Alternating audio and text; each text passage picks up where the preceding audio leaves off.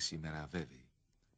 Άλλοι δέχονται ότι αποτελούσε φυλάκιο της φρουράς, άλλοι ότι σε αυτό έμεναν οι σκύλοι, η ακίμητη φρουρή της πύλης, και ο έμνηστος Χαριτονίδης υποστήριζε ότι ήταν μικρό ιερό μιας προπηλαίας θεότητος.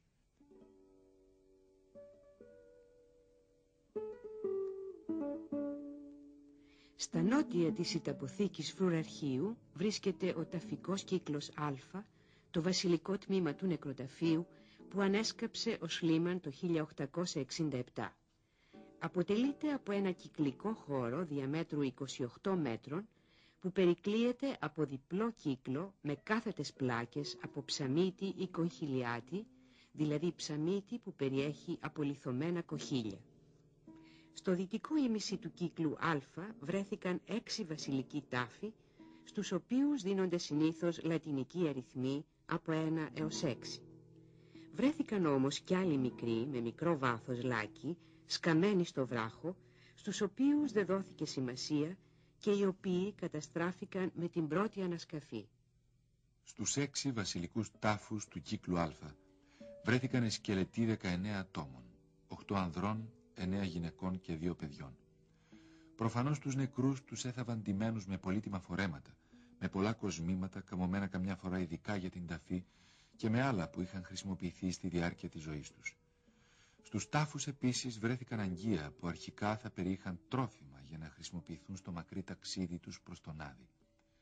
Μεταξύ των κτερισμάτων έχουμε πολλά ξύφη, ξυφίδια, εγχειρίδια και μαχαίρια από χαλκό, γιατί οι νεκροί ήσαν πολέμαρχοι.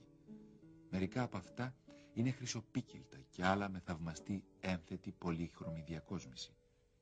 Κύπελα και ποτήρια από χρυσό και ασήμι, προσωπίδες χρυσές, χρυσά γραμμικά σχέδια, χρυσές πλάκες, χρυσές ταινίες, ρόδακες από φύλλα χρυσού, σταυρωτά χρυσά κοσμήματα και άλλα σε σχήμα γυναικών και ναηδρίων, ρητά χυμένα σε χρυσό και ασήμι, αποτελούν μέρος των κτερισμάτων. Υπολογίζεται ότι τα χρυσά κοσμήματα έχουν συνολικό βάρος 14 κιλά. Ο πλούτος και η καλλιτεχνική αξία τους θάμπωσαν τους ειδικούς και τους μη ειδικούς της εποχής του Σλίμαν και ακόμη και σήμερα προκαλούν τον θαυμασμό του μελετητή και του επισκέπτη. Ο Σλίμαν βέβαια πίστευε ότι η κάθετη αυτή τάφη ήταν τα μνήματα του Αγαμέμνονος και της ακολουθίας του, όπως τα αναφέρει και ο Παυσανίας. Μία μάλιστα από τις προσωπίδες την ονόμασε προσωπίδα του Αγαμέμνονος. Οι μελέτες των τάφων και των κτερισμάτων τους που διάφοροι επιστήμονες έκαναν μετά την πρώτη δημοσίευση του Σλίμαν απέδειξαν ότι η κάθετη λακκοειδής τάφη του κύκλου Α ανήκουν στον 16ο π.Χ. αιώνα, περίπου από το 1600 έως το 1510 π.Χ. Ο Αγαμέμνων έζησε από το 1225 ως το 1190 π.Χ. περίπου. Οι τάφοι λοιπόν δεν είναι δυνατόν να ανήκουν στον Αγαμέμνονα και την ακολουθία του, γιατί είναι αρχαιότεροι 3 αιώνες τουλάχιστον. Πέρα από τα κτίρια της κάτω Ακροπόλεως και από εκείνος τα νοτιοδυτικά, τα τελευταία χρόνια αποκαλύφθηκε το θρησκευτικό κέντρο των Μυκηνών, η περιοχή του οποίου δεν έχει ανοίξει ακόμη για τους επισκέπτες.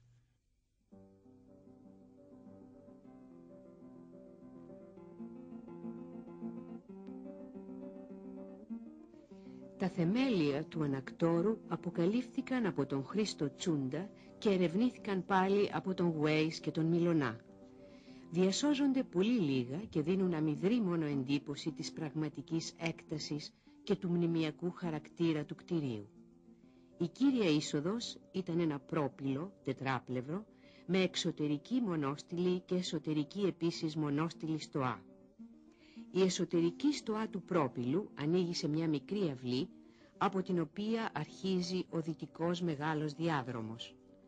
Ο μεγάλος διάδρομος τελειώνει στην κύρια δυτική είσοδο του Ανακτόρου, από την οποία σώθηκε μόνο το κατόφλι από κροκαλοπαγή ογκόλιθο. Μπροστά από τη δυτική αυτή είσοδο σχηματιζόταν αυλή, σαν πύργος, που δέσποζε στη δυτική πλαγιά του λόφου. Η θέα από την πυργωτή αυλή στα δυτικά και νότια είναι θαυμάσια. Από την Ακρόπολη προς αυτές τις κατευθύνσεις απλώνονται οι λόφοι, που ανάμεσά τους περνάει ο σημερινός δημόσιος δρόμος για την πύλη των Λεόντων. Λίγο μακρύτερα από το δυτικό κυκλόπιο τείχος φαίνονται τα υπολείμματα του κύκλου Β, ο θολωτός τάφος της Κλιτεμνίστρας και τα θεμέλια των κτηρίων που πολλοί δέχονται ότι ήταν εργαστήρια παρασκευής αρωμάτων. Την ανατολική πλευρά της αυλής έκλεινε το μέγαρο των Ανακτόρων. Το μέγαρο των Μυκηνών έχει μήκος 23 μέτρα και μέσο πλάτος 11,5 μέτρα. Η δυτική του πλευρά είναι ανοιχτή στην αυλή και σχηματίζει στοά. Η στοά αυτή, που έχει βάθος 3 και 85 μέτρα, στα ομηρικά έπι ονομάζεται αίθουσα.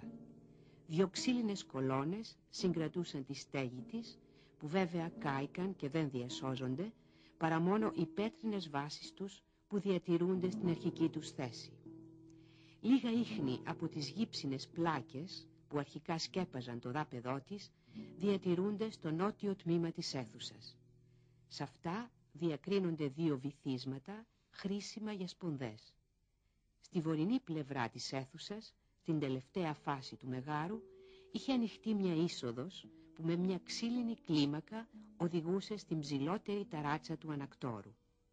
Το κατόφλι αυτής της εισόδου, από κροκαλοπαγή πέτρα, διατηρείται στην αρχική του θέση. Στον ανατολικό τοίχο της αίθουσας διατηρείται το κατόφλι μιας μονόφυλλης θύρας που ανοίγει στον πρόδομο. Οι παραστάδες της θύρας ήταν ξύλινες και στερεωμένες με πέτρινο πλαίσιο από ψαμίτη λίθο που τμήμα του σώζεται. Οι τοίχοι του βόρειου τμήματος διατηρούνται σε αρκετό ύψος και φανερώνουν τη δύναμη της πυρκαγιάς που κατέστρεψε το Ανάκτορο. Στο δόμο ήταν ο θρόνος του βασιλιά. Δυστυχώς η θέση του δεν διασώθηκε, αλλά κατά αναλογία προς τα άλλα μικηναϊκά ανάκτορα που έχουν ερευνηθεί, της Τύρινθας και της Πύλου, θα πρέπει να τοποθετηθεί στο μέσο του νότιου τοίχου του δόμου, δεξιά από την είσοδο. Καθισμένος στο θρόνο του βασιλιάς θα δεχότανε τους επισκέπτες και τους ξένους του, ενώ συγχρόνως θα απολάμβανε τις τοιχογραφίες του βόρειου τοίχου που εξιστορούσαν τα πολεμικά κατορθώματα των προγόνων του, ίσως και αυτού του ίδιου. Στο δόμο γίνονταν τα επίσημα γεύματα, σαν εκείνα που περιγράφει η Οδύσσια του Ανάκτορο του Αλκίνου, του βασιλιά των Θεάκων. Ίσως το πλαίσιο από τις πλάκες να τοποθετούσαν τους θρόνους των συνδετημόνων, όπως και στο μέγαρο του Αλκίνου, για να μην πατούν στο κονίαμα του δαπέδου που θα τριβότανε και θα καταστρεφότανε εύκολα. Το Ανάκτορο εκτινότανε και στην ανατολική πλευρά του λόφου και εκεί, όπως και στην κορυφή, ήταν τα ιδιαίτερα διαμερίσματα της βασιλικής οικογένειας, ο γυναικονίτης, οι κοιτώνες, τα ταμεία, τα δωμάτια των υπηρετών και δούλων κλπ. Δυστυχώς, λίγες μόνο πέτρες διατηρούνται στα ψηλότερα τμήματα της ανατολικής πλαγιάς, που όμως αποδεικνύουν ότι τα τμήματα αυτά είχαν ισοπεδωθεί τεχνητά και πάνω στα ισόπεδα που δημιουργήθηκαν χτίστηκαν διάφορα διαμερίσματα που τελικά εξαφανίστηκαν. Η βορειοανατολική γωνία της Ακρόπολης είναι ένας μάλλον στενός χώρος που περιβάλλεται από δυνατά και χοντρά κυκλόπια τείχη. Όπως είδαμε, αποτελεί την τελευταία προσθήκη στην οχυρωμένη περιοχή της Ακρόπολης. Μέχρι σήμερα υποστηριζόταν ότι αυτή η επέκταση έγινε για να προσθέσει ένα ανοιχτό χώρο στην Ακρόπολη, όπου οι αστεί, τα ζώα και τα άλογα του βασιλιά θα έβρισκαν καταφύγιο σε καιρό πολέμου και εισβολής. Οι ανασκαφές του 1963 έδειξαν ότι το μεγαλύτερο μέρος του χώρου κατήχαν δύο κτίρια Α και Β. Η επέκταση έγινε για να θεραπεύσει τη μόνη αδυναμία της κατά τα άλλα απόρθητης Ακρόπολης, την έλλειψη δηλαδή πηγαίου νερού. Ο λόφος των Μυκηνών δεν έχει πηγή και τα λίγα πηγάδια και οι δεξαμενές για την αποθήκευση νερού των βροχών δεν ήταν αρκετά για να εξασφαλίσουν το απαραίτητο νερό σε αποκλεισμένο πληθυσμό.